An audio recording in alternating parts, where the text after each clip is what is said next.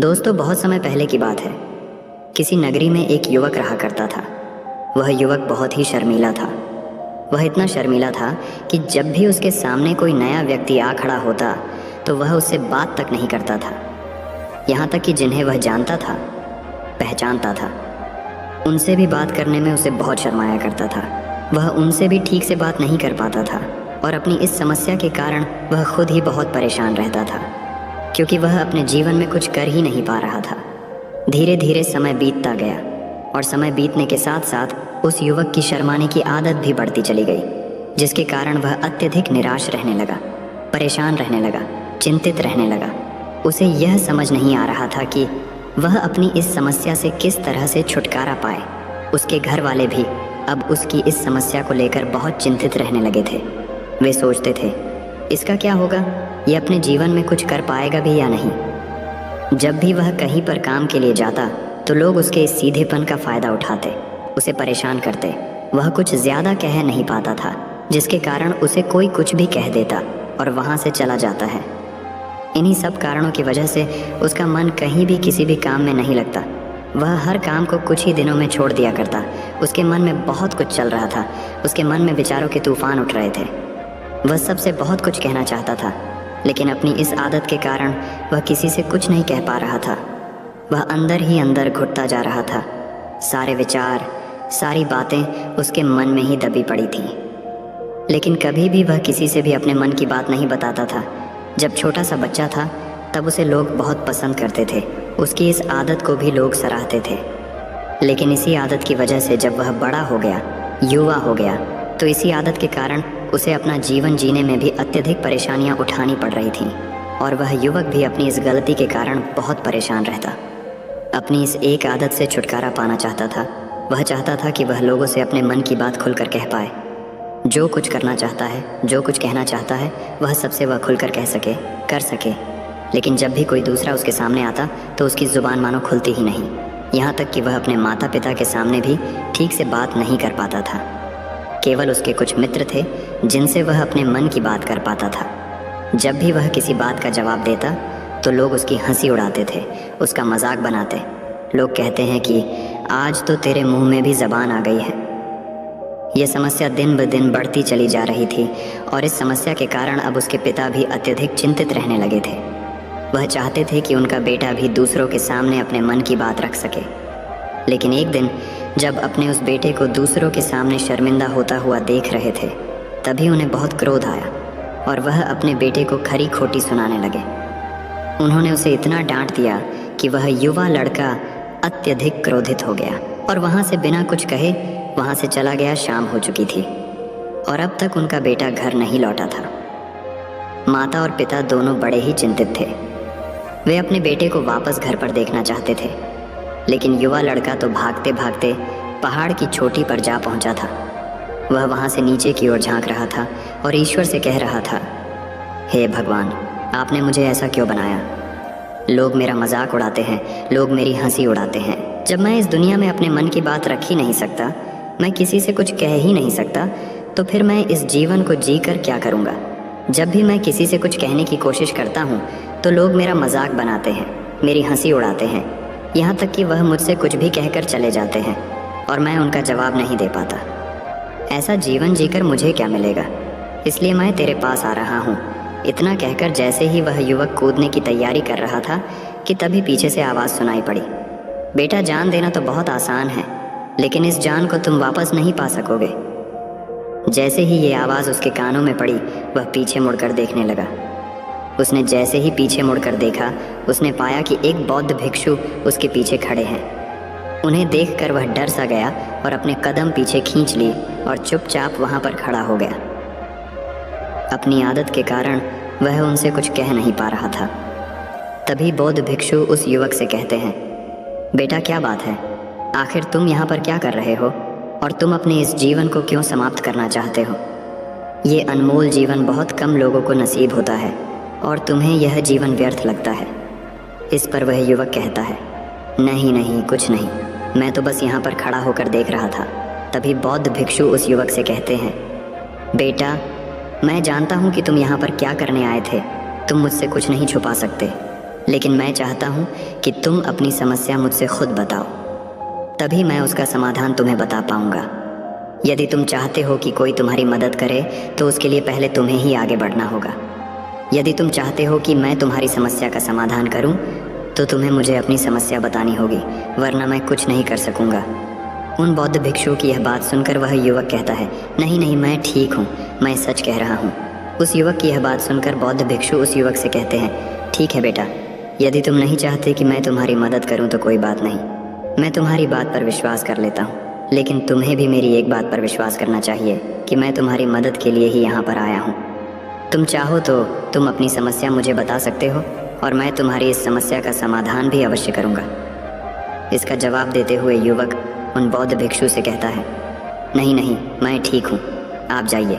इस पर वह बौद्ध भिक्षु उस युवक से कहते हैं, ठीक है बेटा, यदि तुम चाहते हो कि मैं यहाँ से चला जाऊँ तो मैं यहाँ से चला जाता हूँ, लेकिन मेरी एक बात याद रखना, मेरे जाने के बाद मैं तुम्हारी कोई मदद नहीं कर पाऊंगा और हो सकता है कि तुम्हारी मदद के लिए कोई और आगे भी ना आए। इतना कहकर बौद्ध भिक्षु पीछे की ओर मुड़े और अपने मार्ग में आगे बढ़ने लगे। वो युवक वहीं पर खड़ा होकर ये सब देख रहा था। जैसे ही वह कुछ दूर पहुंचे, तभी उस युवक ने जोर से आवाज़ लगाई, गुरुदेव, मेरी समस्या बहुत बड़ी है, क्या आप उसका समाधान कर सकेंगे? क्या आप मुझे उसका समाधान दे सकेंगे? यह सुनकर बौद्ध भिक्षु वहीं पर खड़े हो गए और पीछे मुड़कर उन्होंने उस युवक की बात का जवाब देते हुए कहा, बेटा, इस दुनिया में कोई भी ऐसी समस्या नहीं है जिसका कोई समाधान ना हो। यदि तुम मुझे अपनी समस्या बताओगे तो मैं उसका समाधान अवश्य करूँगा। तभी वह युवक उन बौद्ध भिक्षु से अपनी समस्या बताते हुए कहता है, गुरुवर, मेरी एक बहुत बड़ी समस्या है कि मैं शर्मिला हूँ, जिसके कारण मैं किसी से कोई बात नहीं कर पाता। यहाँ तक कि मैं अपने मन की बात भी किसी को नहीं बता पाता। जब भी मैं किसी से बात करने की कोशिश करता हूँ तो लोग मेरा मजाक उड़ाते हैं, मेरी हंसी उड़ाते हैं। जब भी मुझे कोई खरी खोटी सुनाता है, उलटी सीधी बातें करता है, तो मैं उनका जवाब नहीं दे पाता। मैं लोगों की तरह चालाक बनना चाहता हूँ, लोगों की तरह बातों का जवाब देना चाहता हूँ, अपने मन की बात करना चाहता हूँ। मैं इस दुनिया के साथ कदम से कदम मिलाकर आगे बढ़ना चाहता हूँ। क्या इसका कोई समाधान है? उन बौद्ध भिक्षु ने उस युवक की सारी बातें ध्यानपूर्वक सुनी और फिर जवाब देते हुए कहते हैं, बेटा, ज़रूरत से ज़्यादा शर्मीला होना, इसका अर्थ ये है कि तुम्हारे अंदर कोई डर है जिसे तुम पहचान नहीं पा रहे हो, जिसका कारण उसका समाधान करने में भी असमर्थ है।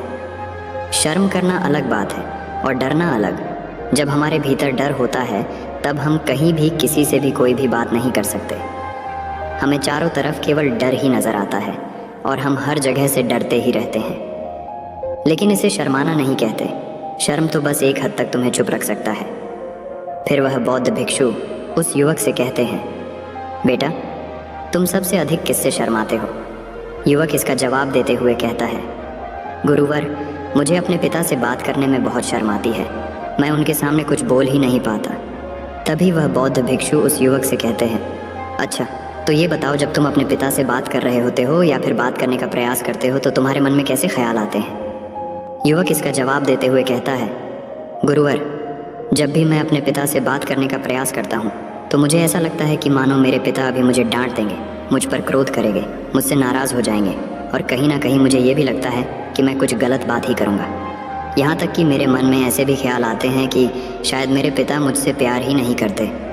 परंतु गुरुवर, आप कहते हैं कि शर्म अलग है और डरना अलग बात है, तो क्या कोई ऐसा उपाय है जिससे मुझे डर ही ना हो? क्या कोई ऐसा रास्ता है जिससे मेरे अंदर का ये डर पूरी तरह से समाप्त हो जाए? कृपा करके मुझे इस समस्या का समाधान बताइए। मुझे अपने इस डर से बाहर निकलना है। मुझे लोगों की तरह अपने इस जीवन को खुलकर जीना है।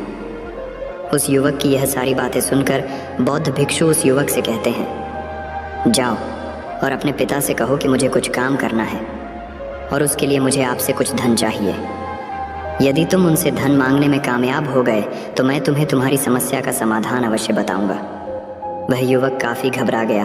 उसने उन गुरुवर से कहा, हे गुरुवर, मुझे यह कार्य न दीजिए, मैं उनसे कुछ नहीं कह पाता। उनके सामने तो मेरी बोलती तक बंद हो जाती है। मैं उनसे धन भला कैसे मांगूंगा? ये बात सुनकर बौद्ध भिक्षु उस युवक से कहते हैं, तब तो तुम्हारी समस्या का कोई भी समाधान नहीं है और ना ही तुम कभी भी अपने जीवन को खुलकर जी पाओगे। ये बात सुनकर युवक उन भिक्षुओं से कहता है, गुरुवर्ग, ऐसा ना कहे कृपा करके, मुझे कोई और कार्य बताइए, कोई ऐसा कार्य जिससे मेरे अंदर का डर पूरी तरह से समाप्त हो जाए। कोई ऐसा समाधान बताइए। इसका जवाब देते हुए वह बौद्ध भिक्षु उस युवक से कहते हैं, बेटा, यदि तुम्हें अपने अंदर के डर को समाप्त करना है तो पहले तुम्हें मेरा यह कार्य करना होगा जो मैंने तुम्हें कहा है। वह युवक घबराकर काफ़ी देर सोच विचार करने के बाद पुन गुरुवर से कहता है, ठीक है, यदि आप चाहते हैं कि मैं इस कार्य को करूं, तो मैं इसे करने का पूरा प्रयास करूंगा। इतना कहकर वह युवक अपने घर लौट जाता है। उसे देखकर उसके माता पिता बहुत खुश हो जाते हैं और वह युवक अपने पिता से डरते डरते कहता है, पिताजी, मुझे आपसे कुछ बात कहनी है। इस पर उसके पिता कहते हैं, बोलो क्या बात है। युवक आगे कहता है, पिताजी, मैं कुछ काम करना चाहता हूँ और उसके लिए मुझे आपसे कुछ धन चाहिए। क्या आप मुझे कुछ धन दे सकते हैं? इतना सुनकर उस युवक के पिता ने उसकी ओर ध्यान से देखा। काफ़ी देर देखने के बाद वह खुशी से झूम उठे और तुरंत ही उन्होंने कुछ धन अपने पुत्र के हाथों पर रख दिया और कहने लगे, बेटा, इतना धन काफ़ी है कि तुम्हें और चाहिए।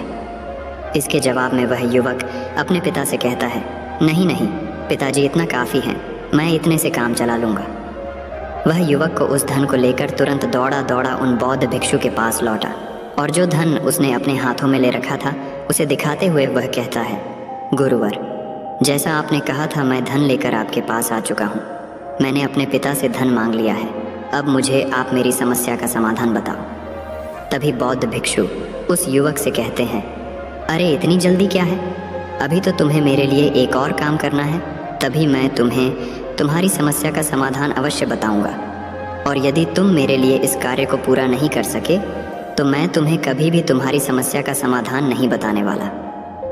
तभी वह युवक उन बौद्ध भिक्षुओं से कहता है, हे गुरुवर, अभी तो मैंने आपके लिए एक काम किया है, अभी आप मुझे एक और काम करने के लिए कह रहे हैं। तभी बौद्ध भिक्षु उस युवक से कहते हैं, हाँ, तुम्हें मेरे लिए एक और काम करना ही होगा। वह युवक एक बार फिर से काफ़ी देर सोच विचार कर उन बौद्ध भिक्षु से कहता है, अच्छा ठीक है, बताइए अब मुझे क्या करना है।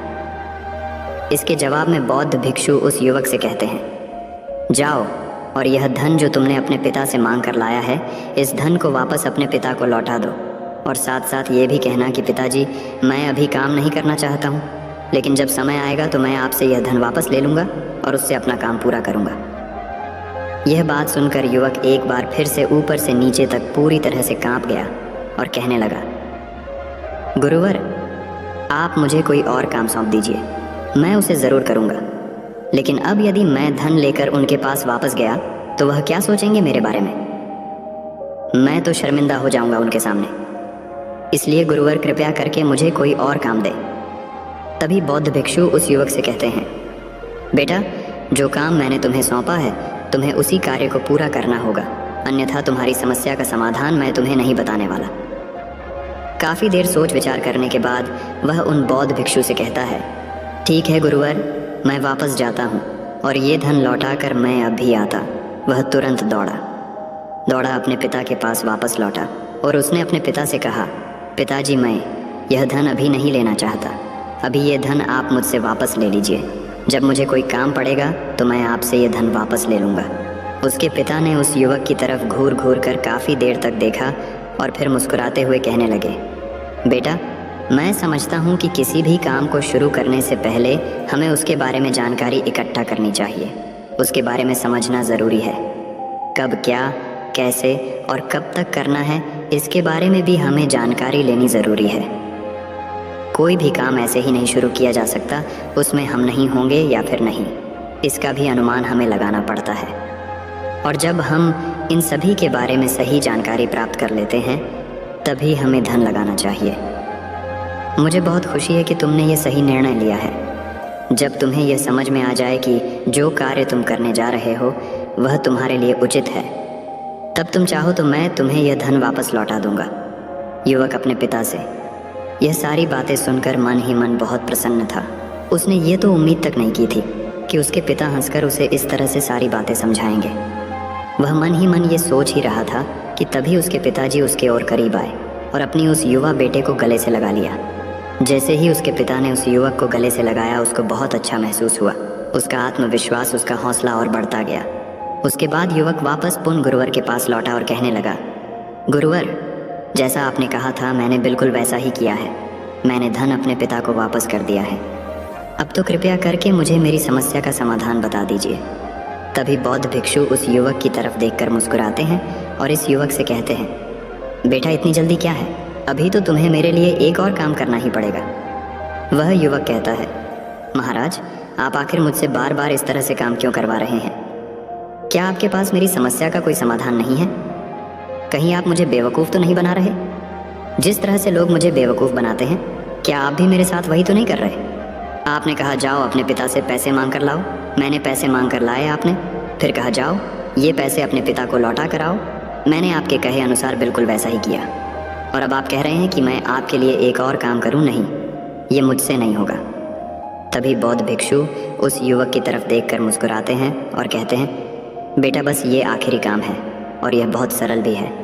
तुम जैसे ही इस कार्य को पूरा करोगे, मैं तुम्हें वचन देता हूँ कि मैं तुम्हारी समस्या का समाधान तुम्हें अवश्य बताऊँगा। इस पर वह युवक फिर से एक बार सोच विचार करता है और उन बौद्ध भिक्षु से कहता है, ठीक है, लेकिन ये आखिरी काम जो मैं आपके लिए करूँगा, बताइए मुझे क्या करना है। तभी बौद्ध भिक्षु एक मूर्ति निकालकर उस युवक के हाथ में थमा देते हैं। वह मूर्ति देखने में बहुत ही साधारण सी थी, लेकिन वह बौद्ध भिक्षु उस युवक से कहते हैं, बेटा तुम्हें इसे बाजार में ले जाना है, इसे बेचना है और इसके बदले में तुम्हें 100 सोने के सिक्के लेकर आने हैं। जब तुम यह करने में सफल हो जाओगे, तभी मैं तुम्हें तुम्हारी समस्या का समाधान तुम्हें बता पाऊंगा।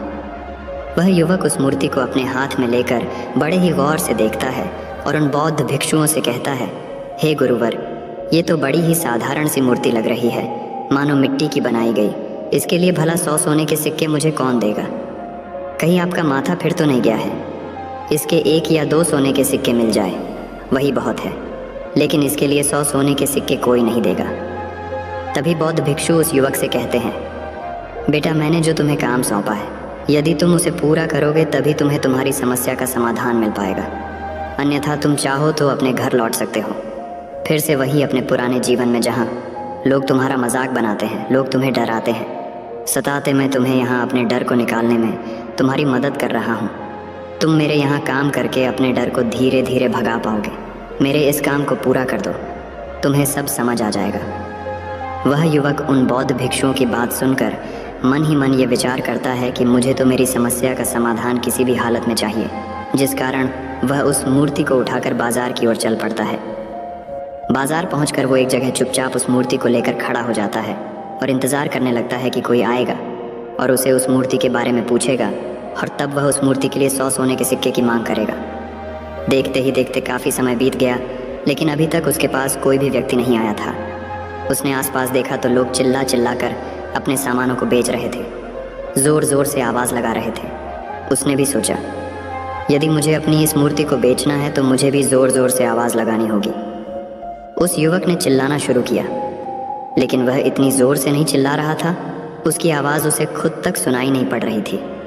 तो भला उसकी आवाज़ को दूसरे कैसे सुनते, जिस कारण उसे कोई भी व्यक्ति खरीदने के लिए तैयार नहीं था। धीरे धीरे शाम का समय हो चुका था और उस व्यक्ति को यह डर था कि कहीं वह बौद्ध भिक्षु वहाँ से कहीं चला ना जाए, अन्यथा उसे उसकी समस्या का समाधान कौन देगा। ये सोचकर उसने ज़ोर ज़ोर से आवाज़ लगानी शुरू की कि 100 सोने के सिक्के में ये मूर्ति ले लो। उसकी आवाज़ सुनकर लोग उसके पास आने लगे और उससे यह सवाल करने लगे, इस मूर्ति में ऐसा क्या है जो तुम इसके लिए 100 सोने के सिक्कों की मांग रहे हो? इसके अंदर ऐसा कुछ तो ख़ास होगा ही। युवक काफ़ी देर सोच विचार कर उस युवक से कहता है, नहीं नहीं, मुझे कुछ नहीं पता, मैं तो बस ये मूर्ति यहाँ पर बेचने आया हूँ। तभी उसमें से एक युवक उस युवक से कहता है, अगर ऐसी बात है तो इस मूर्ति को कोई नहीं खरीदने वाला।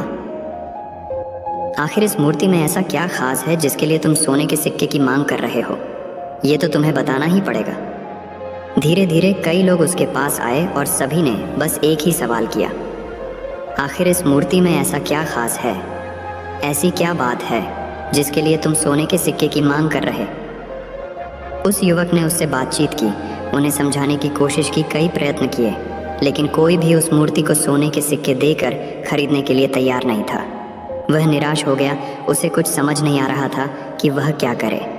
तभी बाजार में उसने देखा कि कुछ लोग अपने सामानों की खासियत बता रहे हैं। उसे बेचने के लिए उसकी खास बातों के बारे में लोगों को समझा रहे हैं।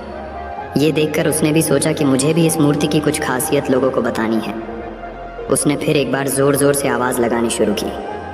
समस्या का समाधान निकालने वाली मेरी गुरु की इकलौती मूर्ति, जो इस दुनिया में केवल एक ही है, जिसके पास भी यह मूर्ति होगी उसके घर में कोई समस्या नहीं होगी।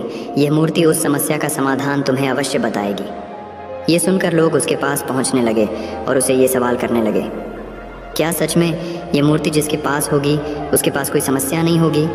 क्या सच में ये सभी समस्याओं का समाधान करती है? उसका जवाब देते हुए युवक कहता है, हाँ, सभी समस्याओं का समाधान कर देती है। यदि आप इस मूर्ति को ले जाते हैं, आपके घर में कोई भी समस्या होगी तो उसका समाधान यह आपको अवश्य बताएगी। चाहे कोई भी समस्या हो, कैसी भी समस्या हो, कैसी भी परिस्थिति हो, आपको इसका समाधान अवश्य मिलेगा। इतना सुनने के बाद अब वही एक मूर्ति सबको चाहिए थी। उस मूर्ति के दाम लगाने लगे। कोई उसे 200 सोने के सिक्के, तो कोई 400, कोई 6, 7, तो कोई 1000 सोने के सिक्के देने के लिए तैयार था। उस मूर्ति की कीमत लगातार बढ़ती जा रही थी। जैसे जैसे लोगों को पता चलता जा रहा था कि ये मूर्ति लोगों की समस्या का समाधान करती है, लोग उसे किसी भी कीमत पर खरीदने के लिए तैयार हो गए थे। अब वह युवक भी आत्मविश्वास के साथ और ज़ोर से चिल्ला रहा था, लोगों को उस मूर्ति के बारे में समझा रहा था, बता रहा था। अब उसके मन में कोई डर नहीं था। वह लोगों को उस मूर्ति के बारे में पूरे आत्मविश्वास के साथ बिना घबराए उस मूर्ति की खासियत बताने में लगा हुआ था, जिसके कारण लोग उस पर भरोसा कर रहे थे और वह भरोसा लोगों की नज़रों में नज़र भी आ रहा था। जैसे जैसे अंधेरा होता गया, लेकिन लोगों की भीड़ मानो कम होने का नाम ही नहीं ले रही थी। लोग उस मूर्ति को खरीदना चाहते थे। उस युवक ने ज़ोर से आवाज़ लगाई कि मुझे क्षमा करें, यह मेरे गुरु की मूर्ति है और मैं इसे बेचना नहीं चाहता। इतना कहकर वह युवक उस मूर्ति को लेकर वापस खाली हाथ लौट आया और उन गुरुवर के पास पहुंचा और उन गुरुवार से कहने लगा, हे गुरुदेव, आपका बहुत बहुत धन्यवाद। इस मूर्ति ने मेरी समस्या का समाधान कर दिया। मुझे समझ में आ गया कि मेरी क्या समस्या थी। हालांकि मैं इसे बेचकर सोने के सिक्के तो आपके लिए नहीं ला पाया, लेकिन मुझे मेरी समस्या का समाधान अवश्य मिल गया। आपका बहुत बहुत धन्यवाद। इस बात को सुनकर बौद्ध भिक्षु उस युवक से कहते हैं, बेटा, मैंने तुम्हारी समस्या का समाधान नहीं किया है, तुमने तो खुद ही अपनी समस्या का समाधान किया। अपनी समस्या तुमने खुद ही सुलझा ली है।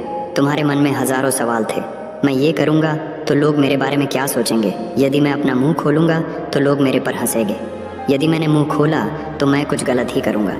ऐसे कई सारे विचार तुम्हारे मन में थे, ऐसे कई सारे डर तुमने अपने मन में पाल रखे थे। लेकिन जब इस मूर्ति के बेचने के दौरान तुमने उन हज़ारों लोगों का सामना किया, उनके सामने खुलकर अपनी बात रखी, उनके सामने खुलकर वह कहा जो तुम्हें कहना था, तो तुम्हारे मन का डर खुद समाप्त हो गया। जिसे तुम शर्मा ना कहते थे, वो अपने आप ही तुम्हारे भीतर से कहीं गायब हो गया। युवक अपने गुरु की यह बात सुनकर अपने गुरुवार से कहता है, गुरुवर, आप सही कहते हैं। आपने आज मेरे मन में वो विश्वास जगा दिया है जिसे मैं अब अपने जीवन में कुछ भी हासिल कर सकता हूँ। आपका बहुत बहुत धन्यवाद। डर को धीरे धीरे ख़त्म करने से ना ही आपको शर्म आएगी और ना ही डर लगेगा, और जब आपके भीतर का डर हमेशा के लिए समाप्त हो जाएगा तो आप अपने जीवन में जो भी कुछ करना चाहते हैं, जो भी कुछ पाना चाहते हैं, उसका रास्ता आपके लिए पूरी तरह से साफ हो जाएगा और आप अपने मार्ग पर तेज़ी से आगे की ओर बढ़ने में सक्षम भी हो जाएंगे।